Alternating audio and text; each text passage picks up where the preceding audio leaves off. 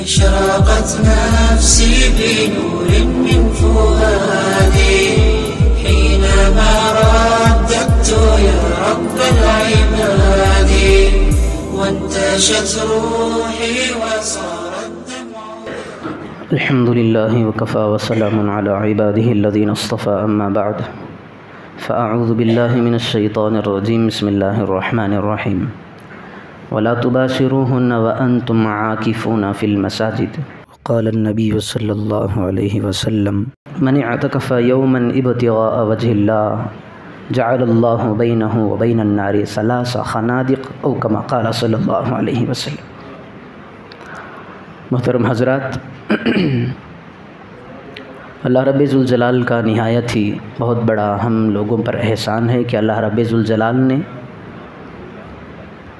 ہمیں رمضان المبارک کا تقریباً یوں سمجھیں کہ ایک کچھ حصہ باقی رہ گیا ہے، لیکن اللہ رب ذوالجلال نے 20 رمضان تک کا عرصہ جو ہے 20 دنوں کا اطمینان کے ساتھ عافیت والا گزارا ہے. مزید یہ دعا کریں کہ جو بچے کچھ گنتی کے چند دن ایام معدودات باقی ہیں، اللہ رب ذوالجلال اسے بھی صحیح سمجھ کر کے غفلتوں میں کاٹے بغیر رب ذوالجلال کی اطاعت کے اندر گزار دے. اب یہاں پر دیکھیں، آج کی جو تاریخ ہے، آج کا جو دن ہے رمضان کے حساب سے یہ 20 رمضان المبارک کا دن ہے، یعنی آج 20واں روزہ ہے. ہر وقت کے اندر اگر رسول اللہ صلی اللہ علیہ وسلم کی شریعت کی طرف ہم گہری نظر ڈالیں تو کوئی باتیں عجیب ہمیں ملتی ہیں کہ اللہ کے پیارے حبیب صلی اللہ علیہ وسلم نے فلاں فلاں دن فلاں فلاں اوقات میں مخصوص عبادتیں کی ہیں. اور تیسری بات یہ کہ اللہ رب ذوالجلال نے جو رمضان کے مہینے کو 3 حصوں میں منقسم کیا تھا، پہلا عشرہ جو ہے وہ بالکل رحمت والا، پھر دوسرا عشرہ جو ہے مغفرت والا جو دن ہے، آج ایک دن بچا ہے. جتنی ہمیں زور لگانا ہے لگا لینا ہے. جیسے ہی آج مغرب سورج غروب ہوگا تو پھر یہ جو اللہ رب ذوالجلال کا سسٹم تھا، جو آفر تھا، وہ ختم ہو جائے گا. ہر عشرے کے اندر ایک ایک فضیلت ہوتی ہے. ویسا تو اللہ کی رحمت رمضان میں بھی برستی ہے، غیر رمضان میں بھی برستی ہے.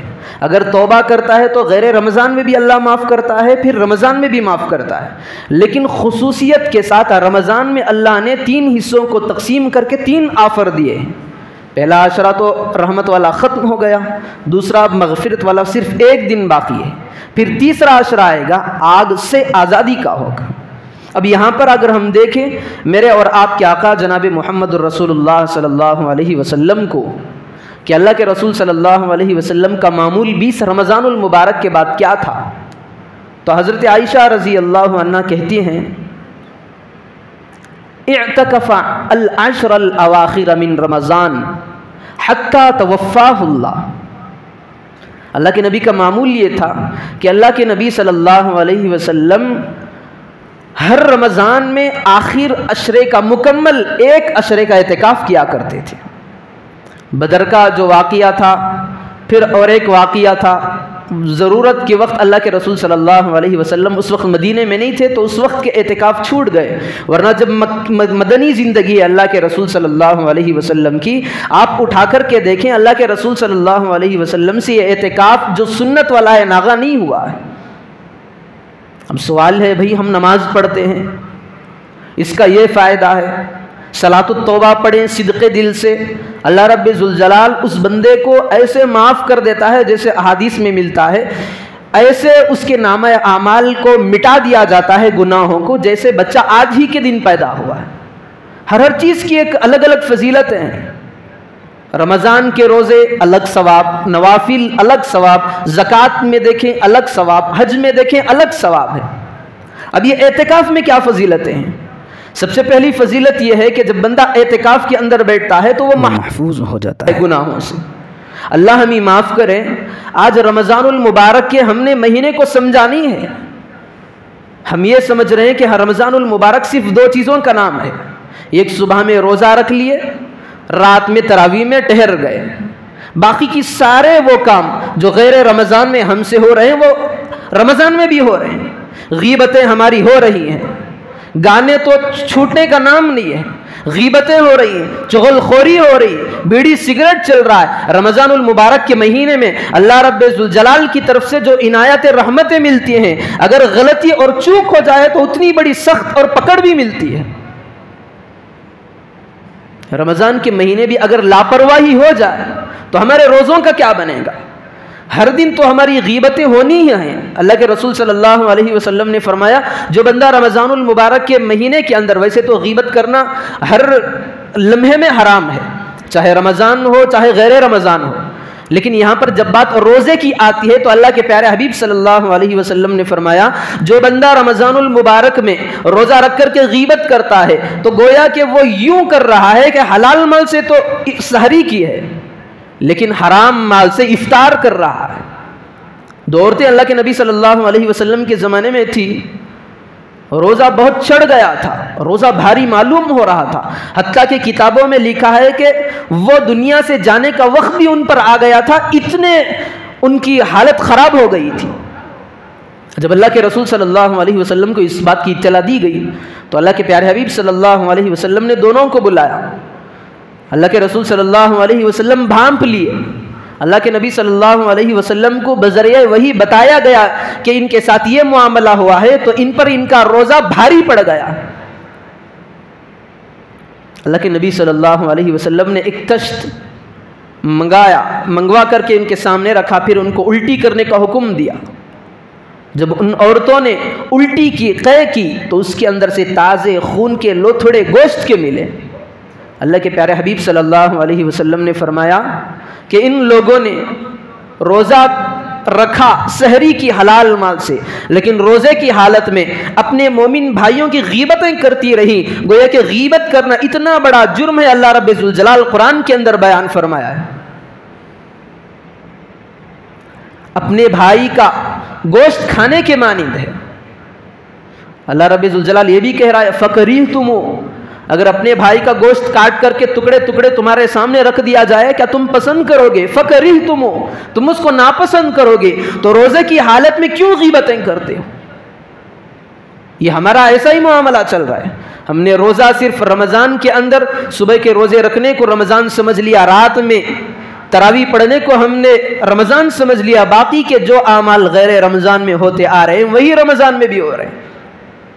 اب دیکھیں جو بندہ رمضان کی حالت میں بھی غیبتیں کرتا ہے، چغل خوری کرتا ہے، بدتمیزیاں کرتا ہے، غیبتیں سنتا بھی ہے، رشوت کی باتیں کرتا ہے، سودی کاروبار کے اندر حصہ لیتا ہے، اگر وہ باہر ہو جائے، رمضان کے اندر مسجد سے باہر ہو جائے تو اس سے کام ہونے ہی ہیں، لیکن اگر وہی بندہ غیر اللہ کی چوکٹ کو ٹھوکر مار کر کے دنیاوی دلدل میں پھنسے بغیر اگر اللہ رب ذوالجلال کی بارگاہ میں آ جاتا ہے، ایک سو ہو کر کے بیٹھ جاتا ہے، تو نہ اس سے غیبتیں ہوگی، نہ چغل خوریاں ہوگی، نہ سودی کاروبار کا لین دین ہوگا، کوئی چیز اس سے نہیں ہوگی۔ اور کتابوں کے اندر ملتا ہے جو بندہ اعتکاف کے لیے اللہ رب ذوالجلال کی بارگاہ میں آ جاتا ہے، مسجد کے اندر آتا ہے، کتابوں میں ملتا ہے گویا کہ وہ عہد کر چکا ہے، لا ابرح حتی ان تغفر لی، اے میرے پروردگار میں تیرے دربار میں قدم رکھ چکا ہوں، تو لاکھ مجھے بھگائے میں جانے والا نہیں ہوں۔ بہت سے ہم نے فقیروں کو دیکھا ہوگا، سائلوں کو دیکھا ہے ہم نے، بہت سی مرتبہ ہمارے پاس آ جاتی ہیں، اگر ہمارے پاس پیسے نہ ہوں تب بھی آ کر کے کھڑے ہو جاتے ہیں، ہم ڈانٹیں ڈپٹیں بھگائیں گالی دیں ان کو برداشت کر لیتے ہیں، لیکن یہ کہتے ہیں اگر آپ جب تک 1 روپیہ بھی یہاں سے نہیں دیں گے میں یہاں سے نہیں جانے کا۔ بہت سارے لوگوں نے ہم نے دیکھا ہے ایسا، ڈانٹیں وہ برداشت کر لیتے ہیں، تھوکیں وہ بھی برداشت، گالیاں دیں وہ بھی برداشت، لیکن ان کے منہ کے اندر ایک جملہ نکلتا ہے جب تک کچھ نہ کچھ آپ عطا نہیں کریں گے تب تک میں یہاں سے نہیں ہٹوں گا۔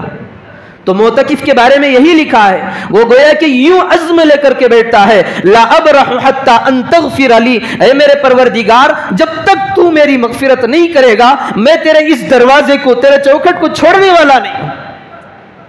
کتنا خوش نصیب بندہ ہے۔ ایک اس کے نامہ اعمال میں نیکیوں کے علاوہ کوئی چیز نہیں لکھی جاتی کیونکہ اس سے گناہ ہی نہیں ہوتا، یا تو پھر وہ نمازوں میں کے اندر رہتا ہے، یا تلاوت قرآن کے اندر رہتا ہے، یا ذکر و اذکار میں لگا رہتا ہے، یا نوافل میں رہتا ہے، اگر دل ان سے اکتا جائے تھوڑی دیر کے لیے آرام کر لے جاتا ہے تو اس کا آرام کرنا بھی عبادت سے خالی نہیں ہے، نیکیوں سے خالی نہیں ہے۔ اور اللہ کے پیارے حبیب صلی اللہ علیہ وسلم نے ایک فضیلت یہ بھی بتائی، من اعتکف یوما جعل اللہ بینہ وبین النار ثلاث خنادق، من اعتکف یوما ابتغاء وجہ اللہ، جو بندہ صرف ایک دن کا اللہ رب ذوالجلال کی خوشنودی کی خاطر اعتکاف کرتا ہے تو اللہ کے پیارے حبیب صلی اللہ علیہ وسلم نے فرمایا جعل اللہ بینہ وبین النار ثلاث خلادق۔ خنادق کے معنی آتے ہیں بڑی بڑی خندقیں، ایسی خندق اللہ کے پیارے حبیب صلی اللہ علیہ وسلم نے فرمایا یعنی جہنم اور اس بندے کو اتنی دور کر دیتا ہے جتنا کہ آسمان اور زمین جتنی دور پر ہے، اس کے درمیان آڑ کر دیتا ہے، حائل کر دیتا ہے۔ پھر دوسرا آفر اللہ کے پیارے حبیب صلی اللہ علیہ وسلم نے یہ بیان فرمایا، من اعتکف العشر الاواخر کان کحجتین وعمرتین۔ مشکات کی روایتیں ہیں، اللہ کے پیارے حبیب صلی اللہ علیہ وسلم نے فرمایا بندہ زندگی کے اندر حج کرنے کے لیے، عمرے کرنے کے لیے کیا کیا پاپڑے نہیں بیلتا، پیسے جمانے پڑتے ہیں۔ بسا اوقات لوگ غلط فہمی کا شکار ہو جاتے ہیں، یہ سوچتے ہیں کہ میں حج میں جاؤں گا تو میرے سارے اعمال ختم ہو جائیں گے جو میں نے گناہ کیے تھے، میں دودھ کا دھلا ہو جاؤں گا، تو اس کے لیے وہ مال جمع کرنے کی کوشش میں لگا رہتا ہے، پر اسے احساس یہ نہیں ہوتا کہ وہ حرام کما رہا ہے، سودی کاروبار کے اندر لین دین ہے، رشوتیں لے رہا ہے، بس اسے اس کی پڑی ہے کہ مجھے حج کرنا ہے، تو حج کہاں سے قبول ہوگا؟ اپنی محنت کی کمائی جو ہم نے پسینہ ایک کر کے کمایا ہے، اگر آدمی ایسی پونجی کو اکٹھی کرتا ہے کہ اللہ کی بارگاہ میں پہنچنے تک، وہی معتبر اور مقبول ہے۔ ہم یہ سمجھتے ہیں کہ میں کہیں سے بھی کسی کا آ گیا، میں اس کو دبا لیا، پھر اس کو جمع کیا، حج جاؤں گا، اللہ میرے گناہوں کو معاف کر دے گا، تو حج ہی نامقبول ہو جائے گا۔ لیکن یہاں پر یہ آفر اللہ رب ذوالجلال دے رہا ہے، من اعتکف العشر، اعتکف العشر، جو آخری 10 دنوں کا اعتکاف کرتا ہے، کانا کحجتین وعمرتین، اسے مکمل 2 حج کا بھی ثواب ملے گا، پھر مزید 2 عمروں کا بھی ثواب ملے گا۔ اللہ کے پیارے حبیب صلی اللہ علیہ وسلم کا یہ معمول تھا، اور جس سال اللہ کے رسول صلی اللہ علیہ وسلم کا وصال ہوا اس وقت اللہ کے پیارے حبیب صلی اللہ علیہ وسلم نے 20 دن کا اعتکاف کیا ہے۔ اس وقت 2 مرتبہ اللہ کے رسول صلی اللہ علیہ وسلم نے قرآن پاک کو ختم کیا ہے، ورنہ تو اللہ کے نبی صلی اللہ علیہ وسلم کا یہ معمول تھا کہ ہر رمضان کے اندر جبرائیل آتے، اپنے آقا کے سامنے بیٹھ جاتے، زانو تلمذ ہو کر کے پھر اللہ کے پیارے حبیب صلی اللہ علیہ وسلم ایک مرتبہ مکمل قرآن جبرائیل سے سناتے، پھر کہتے جبرائیل اب تو سنا، میں سنوں گا۔ پھر اللہ کے پیارے حبیب جیسے ہی سناتے حضرت جبرائیل کو، حضرت جبرائیل بھی پورا مکمل قرآن میرے آقا جناب محمد رسول اللہ صلی اللہ علیہ وسلم کو سناتے۔ لیکن جس سال اللہ کے پیارے حبیب صلی اللہ علیہ وسلم کا 10 ہجری میں وصال ہوا، اس میں اللہ کے پیارے حبیب صلی اللہ علیہ وسلم نے اعتکاف کو، جو 10 دن کا اعتکاف فرمایا کرتے تھے، اس کو ایکسٹرا کر لیا، 20 دنوں کا اعتکاف فرمایا۔ پھر جو قرآن ہر رمضان المبارک کے اندر اللہ کے نبی صلی اللہ علیہ وسلم ختم کیا کرتے تھے اس کو بھی دگنا کر دیا۔ حضرت جبرائیل سے اللہ کے پیارے حبیب صلی اللہ علیہ وسلم نے 2 مرتبہ قرآن کو سنا، پھر اللہ کے پیارے حبیب صلی اللہ علیہ وسلم نے 2 مرتبہ قرآن کا دور کیا۔ آخری ایام چل رہے ہیں، آخری سال چل رہا ہے اللہ کے نبی صلی اللہ علیہ وسلم کا دنیا کا، دیکھیں اللہ کے نبی صلی اللہ علیہ وسلم نے عبادتوں کے اندر اضافہ کر دیا۔ تو یہ ساری فضیلتیں اعتکاف میں بیٹھنے کے لیے۔ اب اعتکاف کی کتنے قسمیں ہیں؟ لکھا ہے کہ اعتکاف کی 3 قسمیں ہیں، ایک نفل ہے، ایک واجب ہے، ایک سنت ہے۔ نفل اعتکاف کہتے ہیں یہ زندگی بھر رہے گا، آدمی کوئی مسجد کو نماز پڑھنے کے لیے آ رہا ہے تو دل میں یہ نیت کرے نویت سنت الاعتکاف، میں اعتکاف کی نیت کر رہا ہوں، چاہے وہ مسجد سے باہر نکلے، ضرورت کے وجہ سے نکلے یا بلا ضرورت نکلے، 2 سیکنڈوں کے لیے بھی مسجد میں آئے گا تو اللہ رب ذوالجلال اسے بھی اعتکاف کا ثواب لکھا دیا جائے گا اس کے نام اعمال میں بھی۔ یہ نفل ہے، اس کے لیے کوئی قید نہیں ہے، کوئی شرط نہیں ہے۔ مسجد میں آ گیا، اگر آدمی باوضو ہو لیکن مسجد میں آ رہا ہے تھوڑی دیر کے لیے، 2 منٹ کے لیے اعتکاف کی نیت کے ساتھ، تب بھی اس کے نام اعمال میں اعتکاف کا ثواب دیا جائے گا، اس کے لیے کوئی قیودات نہیں ہے۔ پھر جو دوسری اعتکاف کی قسم ہے یہ اعتکاف واجبہ ہے۔ جیسے کسی بندے نے کوئی نیت کر لی، اللہ میرا بیٹا اگر حافظ قرآن بن جائے یا میرا فلاں کام ادھورا ہے، اگر اس کو تو پورا کر دے تو میں اعتکاف کے لیے بیٹھ جاؤں گا، تو یہ اعتکاف واجبہ ہو جائے گا۔ یعنی ہم نے نظر مانی ہے کسی چیز کی، وہ ہماری نظر پوری ہو گئی، تو ہمیں جتنے ایام کی ہم نے نظر مانی تھی، منت مانی تھی، اس اعتکاف کو پورا کرنا ہمارے ذمے میں واجب ہو جائے گا۔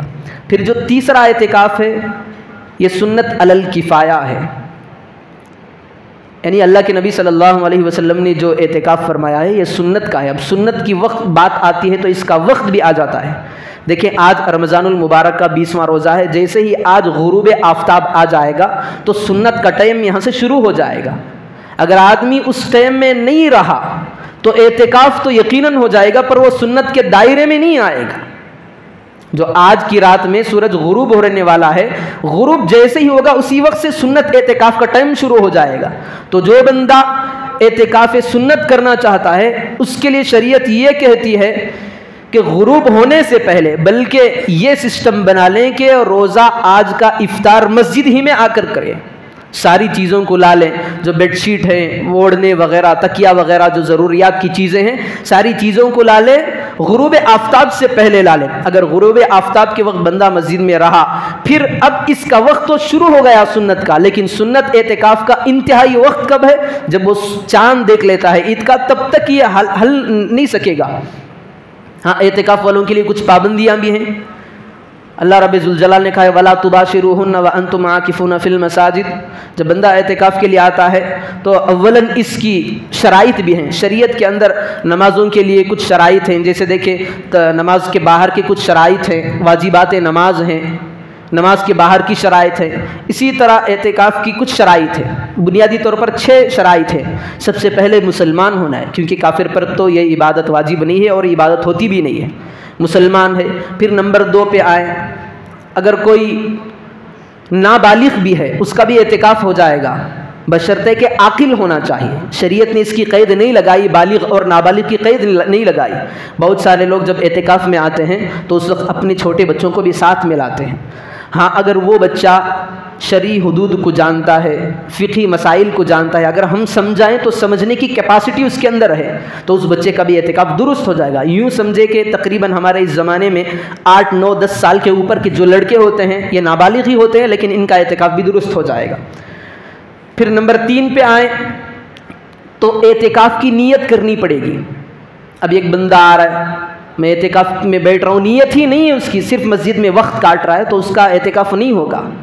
بعض عبادتوں کے اندر نیت شرط ہے، زکوٰۃ دے رہا ہے نیت شرط ہے، زکوٰۃ کے اندر قبضہ اور ملکیت تامہ دونوں شرط ہیں۔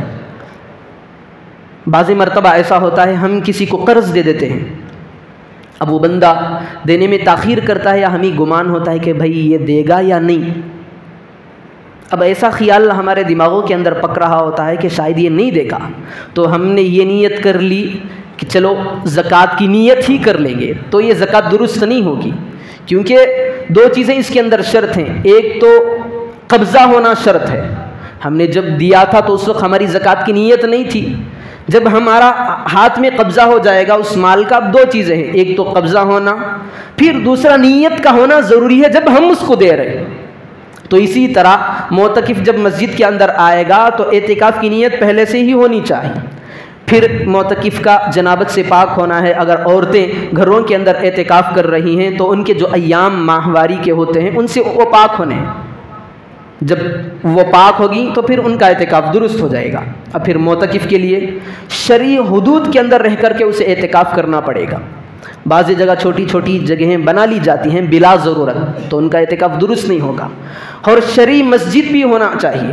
اب شرعی مسجد کس کو کہتے ہیں؟ دیکھیں اب ہماری یہ مسجد ہے، یہ اندر کا حصہ ہے، نمازیوں کے لیے نماز پڑھنے ہی کے لیے بنایا گیا ہے، پھر جو باہر کا حصہ پچھلے 3 صف یہ موجود ہیں یہ بھی شرعی حصہ ہے مسجد کا، یہاں پر بھی نمازوں کے لیے اس کو بنایا گیا ہے۔ اور یہ جو حصہ باہر کا ہے یہاں پر نماز بھی پڑھی جاتے ہیں، مدرسہ بھی وغیرہ ہوتا ہے، لیکن یہ شرعی حد کے اندر نہیں آتی، جہاں پر بالخصوص نمازوں ہی کے لیے وہ حصہ بنایا گیا ہو وہ مسجد کا حصہ ہوتا ہے، جہاں پر مسجد کے علاوہ اگر ضرورت پڑی تو باہر بھی ہم نماز پڑھنے کے لیے چلے گئے، نماز جنازہ جہاں پر ہم پڑھ رہے ہیں یا دین کے حلقے لگا رہے ہیں، مدرسہ مکتب وغیرہ پڑھ رہے ہیں، وہ حدود کے اندر نہیں آتے۔ تو ہماری اس مسجد کے اندر باہر کے حصے تک اگر کوئی آدمی اس کے اندر بیٹھتا ہے تو یہ بھی درست ہے۔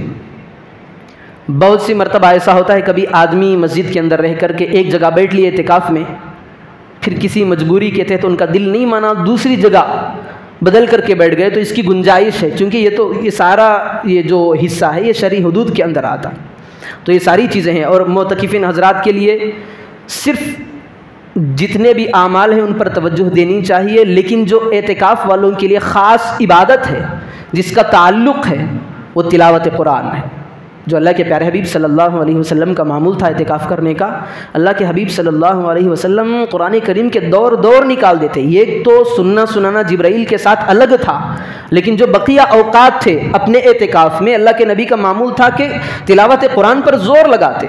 تو معتکفین احباب کے لیے یہ بہت خاص بڑی نعمت ہے اللہ کی طرف سے، گویا کہ اللہ کی بہت بڑی دین اور عطا ہے کہ اپنے اوقات کو ہم لائیں، قرآن کریم کی تلاوت میں لگائیں۔ جو بندہ قرآن کریم کی تلاوت میں مشغول ہوتا ہے، اللہ کے پیارے حبیب صلی اللہ علیہ وسلم نے فرمایا گویا کہ وہ اور اس کے اللہ کا معاملہ چل رہا ہے، یہ اللہ سے باتیں کر رہا ہے، اللہ اس کا جواب دے گا۔ پر یہ الگ بات ہے کہ ہم بندے ان کو سننے کی طاقت نہیں رکھتے۔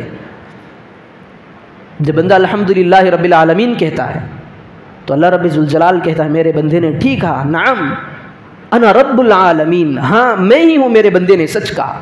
لیکن یہ الگ بات ہے کہ وہ اللہ رب ذوالجلال کی باتیں اور ہم سنیں، یہ نہیں ہو سکتا ہے، اتنی طاقت ہمارے اندر نہیں ہے۔ تو رمضان المبارک کے اندر جو ہم اعتکاف کا آخر عشرے کے اندر اعتکاف میں گزار دیتے ہیں، لغو چیزوں سے بچنا ہے، چھوٹی موٹی ضروریات کی باتیں وقتی طور پر کر لے سکتے ہیں، لیکن باہر مسجد کے باہر نکلنا منع ہے۔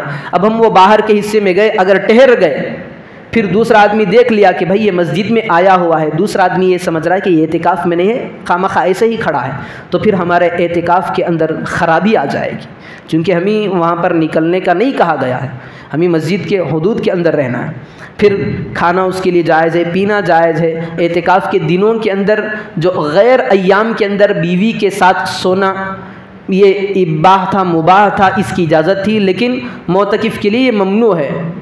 جب مسجد میں رہتا ہے تو وہ بیوی کے پاس کہاں جائے گا؟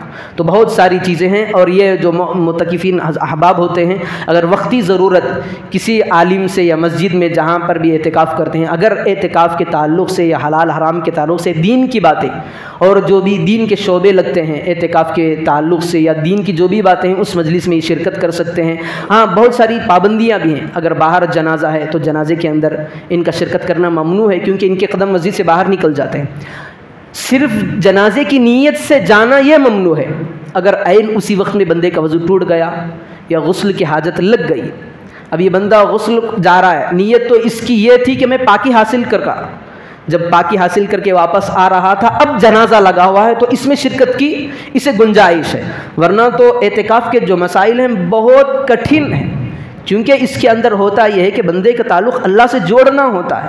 اور ایک خاص بات اعتکاف میں بیٹھنے والوں کے لیے یہ ہے، اور لوگوں کے لیے شاید ممکن ہو یا نہ ہو، لیکن اعتکاف میں بیٹھنے والوں کے لیے یقینی طور پر یہ بات ملتی ہے کہ اسے شب قدر کی توفیق مل جاتی، سب سے بڑی عبادت۔ اللہ کے رسول صلی اللہ علیہ وسلم نے اس کی فضیلت بھی بیان فرمائی، خود قرآن شاہد ہے، اِنَّا أَنزَلْنَاهُ فِي لَيْلَةِ الْقَدْرِ وَمَا أَدْرَاكَ مَا لَيْلَةُ الْقَدْرِ لَيْلَةُ الْقَدْرِ خَيْرٌ مِّنْ أَلْفِ شَهْرٍ، 2000 سال سے زیادہ بڑھ کر ہے۔